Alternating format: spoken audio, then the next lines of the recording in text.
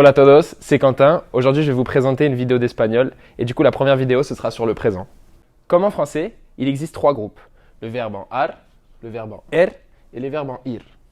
Le premier groupe, c'est les verbes en ar. Donc, pour les conjuguer, il faut séparer la terminaison et le radical. Donc, on va prendre un exemple, c'est le verbe hablar. Donc, hablar, son radical, c'est hable.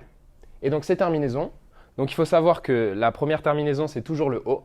Et ensuite, comme moyen mémotechnique, il faut que vous vous disiez que comme il termine en ar, vous dites as, a, amos, ais et an. Donc par exemple, pour le verbe hablar, c'est yo hablo, tú hablas, él o ella habla, nosotros hablamos, vosotros habláis y ellos hablan. Pour les verbes en R, c'est exactement le même déroulé. Premièrement, c'est en O et après es, e, hemos, eis, en. Donc par exemple, avec le verbe comer, ce serait yo como, tú comes, él o ella come, nosotros comemos, vosotros coméis y ellos comen. Enfin, avec les verbes en ir, il y aura encore le même déroulé. Pour la première personne du singulier, ce sera la terminaison o. Et ensuite, on suivra avec es, e, imos, parce que c'est avec les verbes en ir, is et en. Donc ce serait yo vivo, tú vives, él o ella vive, nosotros vivimos, vosotros vivís y ellos viven. Donc voilà, c'est tout sur les verbes réguliers. À présent, on va se pencher sur les verbes irréguliers. Donc pour les verbes irréguliers, il y a plusieurs types de verbes. Donc il y a les verbes comme ir ou ser, qui ont juste en fait leur manière de les conjuguer qui est différente des autres. Par exemple, pour ir, on va dire voy, yo voy, tú vas, él o ella va, nosotros vamos, vosotros vais y ellos van. Pour les verbes ser, qui veut dire être, c'est yo soy, tú eres, él o ella es, nosotros somos, vosotros sois y ellos son. Ensuite, il y a les verbes comme hacer.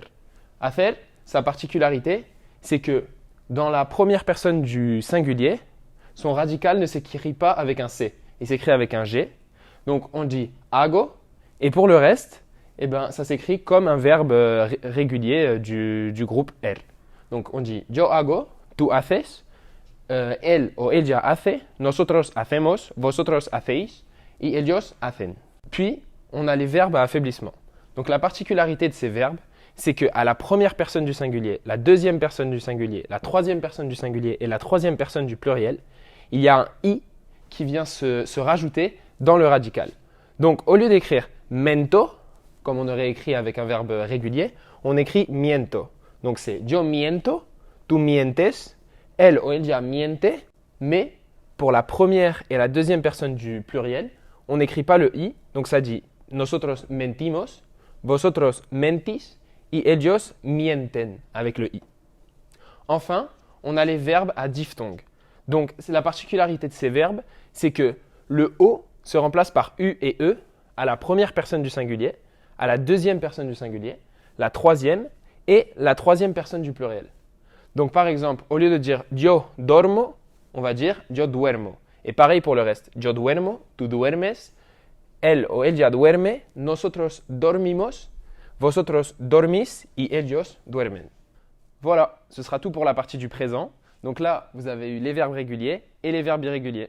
À présent, on va passer au futur. Donc, pour le futur, c'est simple. En fait, la manière de conjuguer et la terminaison est la même pour tous les verbes, qu'ils soient du premier groupe, du deuxième groupe ou du troisième groupe. Donc par exemple, pour le verbe amar, qui est un verbe du premier groupe, on écrira yo amaré, tú amarás, él o ella amará, nosotros amaremos, vosotros amaréis y ellos amarán.